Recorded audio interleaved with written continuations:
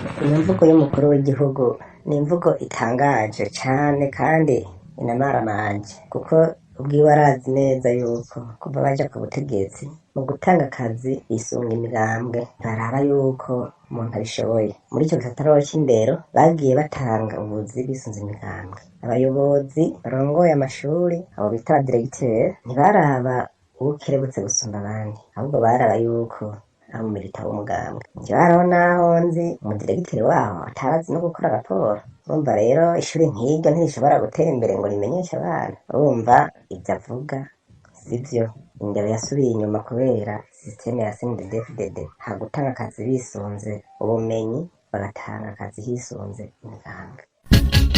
Ikira cyo turabona nk'ikirasi kimwe ugasanga kirimwo abana 80-90, ugasanga abana bicaye 3-4, hari n'abicara hasi, hari n'abo twabonye bicara ku mabuye. Ivyo vyose nibaza yuko ari uruhara rwa leta, hari naho tugasanga n'ayo mashuri nta n'ayahari, ntakwiye, ugasanga henshi nta mashuri akwiye ahari. Hama ikindi tubona nuko ushobora gusanga turetse n'ivyo turabona ikindi kintu kibituma, ugasanga n'aba bari muri ivyo mpinduka benshi bakarisha ubwenge, hama kugira ngo batangurane n'iyo ntumbero nshasha, tukabona ko bitabo abana bafise basoma, ata biblioteke, ata laboratoire ahari. Ivyo vyose bituma abana badaheza ngo bamenye, mu gihe bwa bimwe biga mw'ishuri badashoboye kuja mu laboratoire canke ngo baje mu biblioteke basome ibitabo, urumva ko ari ikibazo gikomeye cane.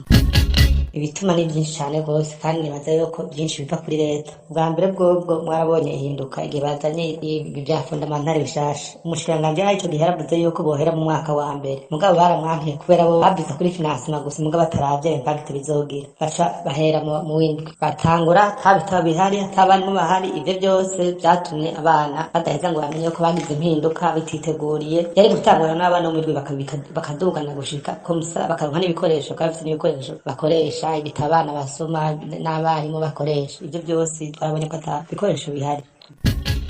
Ivyo yashikirije nta shingiro bifise, kuko nshobora gufatira muri rusange, ariko hariho abigisha vy'ukuri bakuze gutyo zagenze nk'uko bashobora kuba bafise iyo nyifato. Ariko rero ntitwokwibagera yuko hariho n'abandi bafise ubumenyi budakwiye, kubera kumbure batigishijwe, bishinze kuguma birukanga nko mu vy'imigambwe canke bakaguma birukanga mw'ivyo vy'imbonerakure, bakibagira yuko amashuri nayo afise ico amara canke azofasha. Muri ibi bihe vya none ubumenyi agaragara ko atawuhari, kubera nyene izo mvo umukuru w'igihugu yavuze. Abigisha benshi ba kino gihe nabize ku muzo w'amakoreje y'amakomine, abo nabo wasanga hari mu magume atabigisha bafise, bagapfa nyene kurekura.